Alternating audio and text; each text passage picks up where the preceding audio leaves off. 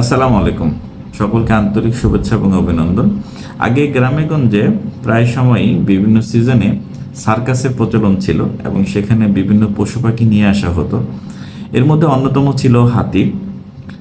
তো যখনই কোনো সার্কাসে কোনো দুর্ঘটনা ঘটতো বা কোনো কারণে যদি আগুন লেগে যেত, তাহলে সবাই বেঁচে গেলেও একটা প্রাণী মারা যেত, সেটা হচ্ছে হাতি। কেন? আজকে আপনাদেরকে আমি সেই গল্পটাই বলবো।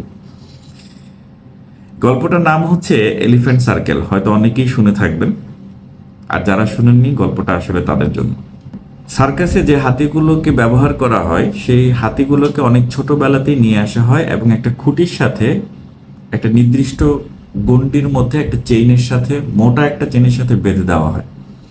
ছোটবেলা থেকে হাতিটা যখন আস্তে আস্তে বড় হতে থাকে, সে অনেকবার ট্রাই করে এটাকে ভেঙে ফেলার জন্য, এটাকে ছিঁড়ে ফেলার জন্য, বাট সে সেটাকে কখনোই ভাঙতে পারে না। এবং এভাবে তার ব্রেনে আস্তে আস্তে গেঁথে যায় যে কোনোভাবেই সে আর কখনো এই বেড়িটা ভাঙতে পারবে না। যখন সে বড় হয়, অনেক বেশি শক্তিশালী হয় এবং যার শরীরে তখন ওরকম 100 বেড়ি ভাঙার ক্ষমতা রাখে, সেই সময়ও সে কখনো চেষ্টাই করে না ওই বেড়িটা ভাঙার, কারণ তার ব্রেনে অলরেডি সেভড যে সে কখনো এই বেড়িটার ভাঙতে পারবে না। ঠিক এই হ্যাবিটের কারণে সার্কাসে কোনো ধরনের দুর্ঘটনা যদি ঘটে, তাহলে সবাই বেঁচে গেলেও এই হাতি নামক প্রাণীটা মারা যায়। এখন বন্ধুরা, আমরা মানুষের জীবনেও কিন্তু সেম ঘটনাও ঘটে।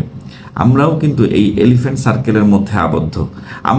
আমরা একটা নির্দিষ্ট গণ্ডির মধ্যে চলাফেরা করতে সক্ষম এবং আমরা খুব নিজেদেরকে ইজি ফিল করি এই গণ্ডিটার মধ্যে, এবং আমরা এই গণ্ডির বাইরে কিছুই চিন্তা করতে পারি না। আমাদের কোনো সক্ষমতাও নাই এই গণ্ডির বাইরে চিন্তা করার, এবং আমরা চেষ্টাও করি না, কারণ আমরা হয়তো ছোটবেলা থেকে আস্তে আস্তে বড় হতে হতে বা অনেকবার অনেক ধরনের অ্যাটেম্প নিয়ে ফেল করি, এবং এই ফেলটার কারণে আমাদের ব্রেনে একটা জিনিস গেঁথে যায়, আমাকে দিয়ে হয়তো আর কখনো পসিবল না, আমাকে দিয়ে হয়তো আর কিছু হবে না।